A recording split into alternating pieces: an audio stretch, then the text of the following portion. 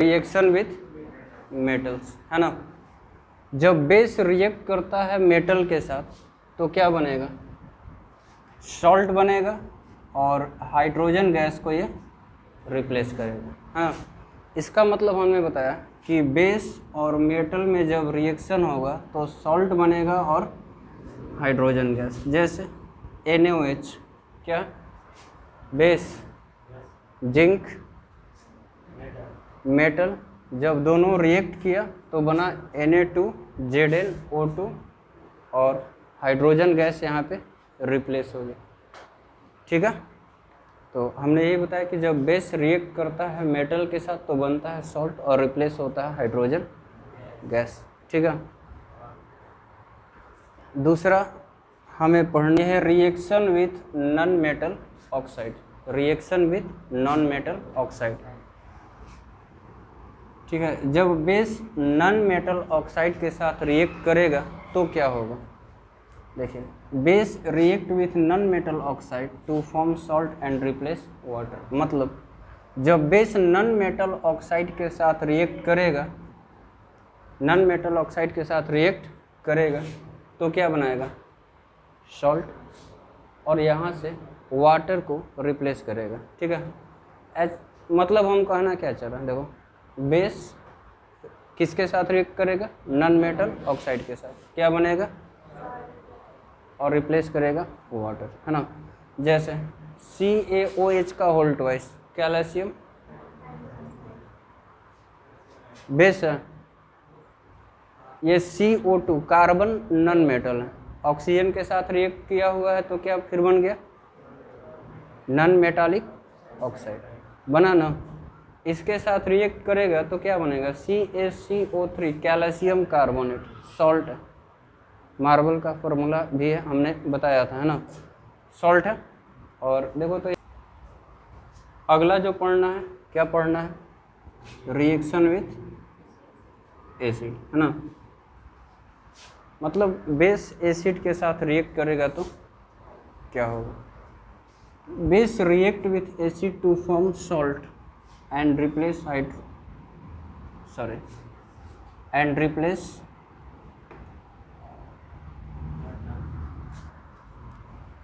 Water, ठीक है। Base react करेगा एसिड के साथ तो क्या बनाएगा, सॉल्ट बनेगा,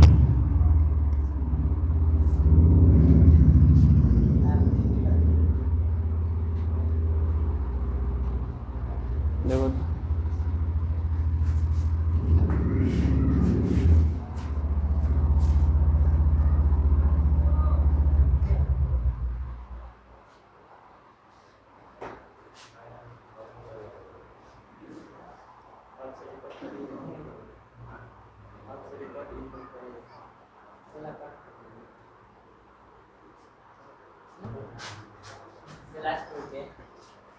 देखिए क्या पढ़ना है, रिएक्शन विथ एसिड, है ना। Base react with acid to form salt and replace water. मतलब क्या हुआ, जब बेस रिएक्ट करेगा एसिड के साथ तो क्या बनाएगा, सॉल्ट, और यहाँ से वाटर रिप्लेस होगा, ठीक है। इसका मतलब हमने क्या कहा, बेस रिएक्ट करेगा किसके साथ, एसिड के साथ, क्या बनेगा, और यहाँ से वाटर रिप्लेस होगा, है ना। समझो, NaOH सोडियम क्या है ये, बेस, HCl हाइड्रोक्लोरिक एसिड, दोनों रिएक्ट होगा तो क्या बनेगा, सोडियम क्लोराइड, सॉल्ट है, इसको टेबल सॉल्ट भी बोलते हैं, जो हम लोग यूज करते हैं खाने में, है ना। और यहाँ से जो है वाटर जो है बाहर निकला लिक्विड के फॉर्म में, प्रॉब्लम।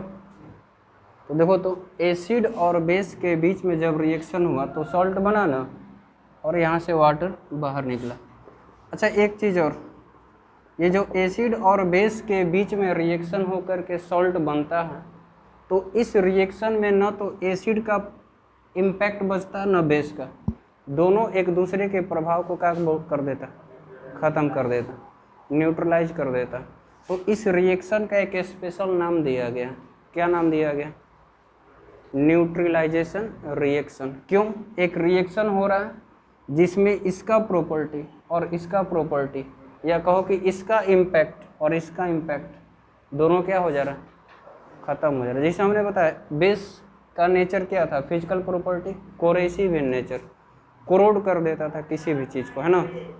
जबकि एसिड की प्रॉपर्टी ये भी कोरेसिव इन नेचर, दोनों रिएक्ट करके बनाता है सोडियम क्लोराइड, कॉमन सॉल्ट नहीं, इसमें भी कोरेसिव नेचर होता है, सब तो आराम से इसको खा जाता है, कुछ दिक्कत होता है।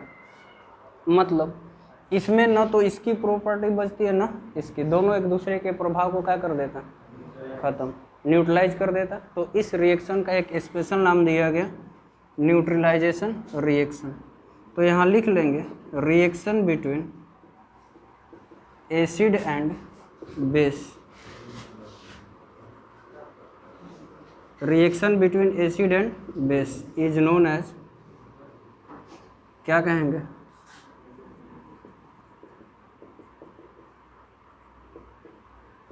Neutralisation reaction. लिख लीजिए बेसेज, ठीक है। बेस के यूज में जो सबसे पहला पढ़ना है, क्या पढ़ना है, सोडियम हाइड्रोक्साइड, ठीक है। सोडियम हाइड्रोक्साइड का chemical formula NaOH, common name इसका कॉस्टिक सोडा।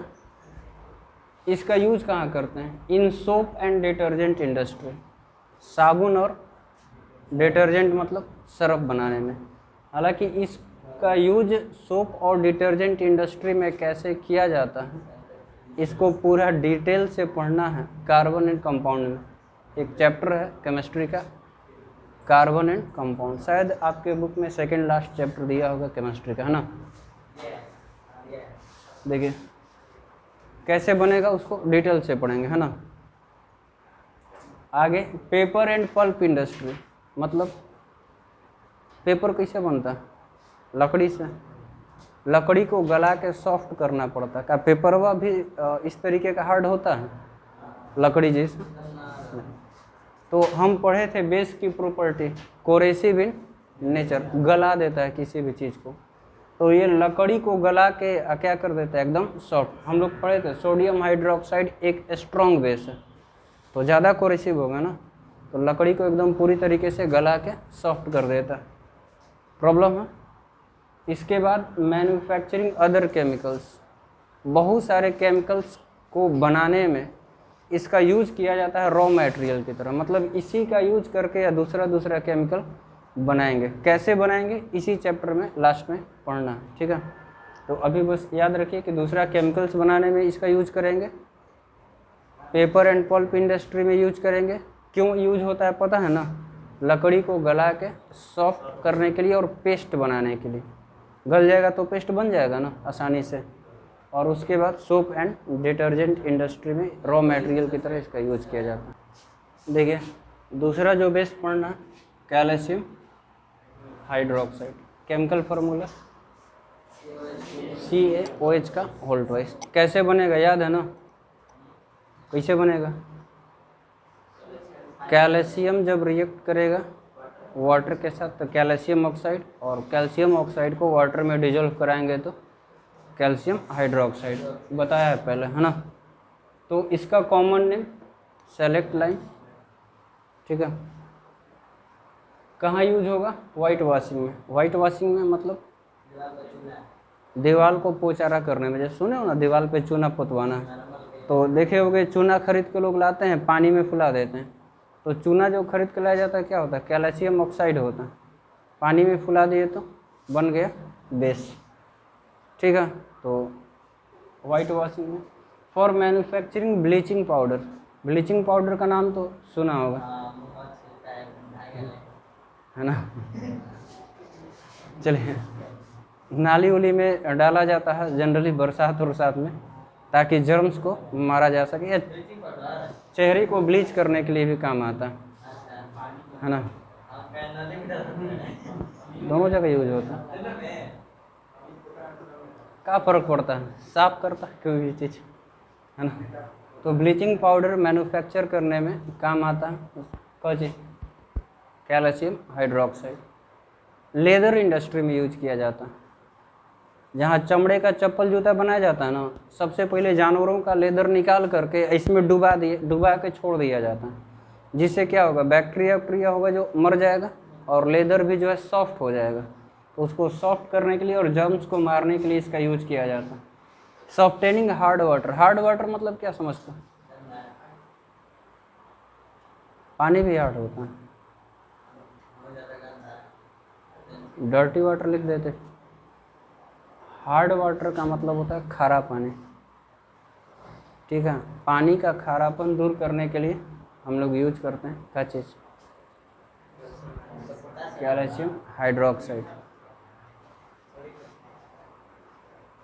उसके बाद अगर मिट्टी, अच्छा ये बताओ, ये जो खाद होता है सुने होगे एसिडिक होता है। कुछ लोग ना क्या करते हैं, ज़्यादा प्रोडक्शन के चक्कर में ज़्यादा खाद डाल देते हैं, जिससे मिट्टी का हो जाता है, एसिडिक हो जाता है। तो ये बताओ कि मिट्टी जब एसिडिक हो गया और सीड डालेंगे तो जमेगा, गल जाएगा नहीं। तो उसके लिए क्या करना होगा, मिट्टी के एसिडिटी को ख़त्म करना होगा। कैसे करेंगे? तो चूना का पाउडर छिड़क करके और पानी इरिगेट कर देंगे पानी से, है ना। तो चूना छिड़केंगे तो कैल्शियम ऑक्साइड होगा ना। वाटर डालेंगे इसमें, क्या बन जाएगा? नहीं, पहले से एसिड था, अब क्या ऐड हो गया? बेस। न्यूट्रलाइज कर देगा, न्यूट्रलाइजेशन रिएक्शन अभी पढ़े ना। तो दोनों का इम्पैक्ट जो है क्या हो जाएगा, ख़त्म हो जाएगा।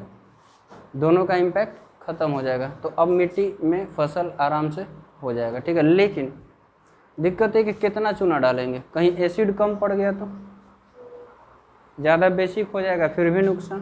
तो इसके लिए ब्लॉक में मिट्टी को ले जाया जाता है जांच कराने के लिए। आप लोग सुने होंगे, ब्लॉक में मिट्टी जांच कराया जाता है, उसके बाद वो सब उसकी एसिडिटी चेक करके और बताता है कि 1 बीघा में कितना चूना डालना होगा ताकि एसिडिटी उसका ख़त्म हो जाए।